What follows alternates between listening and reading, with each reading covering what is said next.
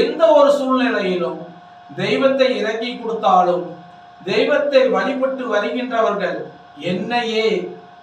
என்னை மகாராஜா மாயாண்டியை என் ஈசனை வழிபட்டது போல், என் அண்ணன்கள் முருகரும் விநாயகரையும் வழிபட்டது போல், என் தாய் அங்காள பரமேஸ்வரி, என் தாய் காளிகள், என் தாய் வனப்பேச்சி, நாகத்தம்மன், இவர்கள் அத்தனை பேருக்கும் அதே போல சிறந்து விளங்கி கொண்டு வருகின்ற என் தாய்கள், சாந்தமுள்ள தாய்கள், எல்லா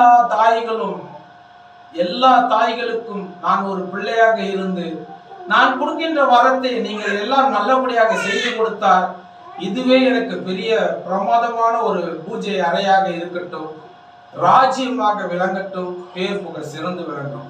எந்த ஒரு கால சூழ்நிலையிலும் என் வாக்கு ஸ்தானம் என்பது மாறாமல் என் மகனுடைய உடல்நிலையும் சரி செய்து நல்லபடியாக வைத்திருக்கின்ற சக்தியை தருவேன். இதிலிருந்து எந்த மாற்றமும் இல்லை.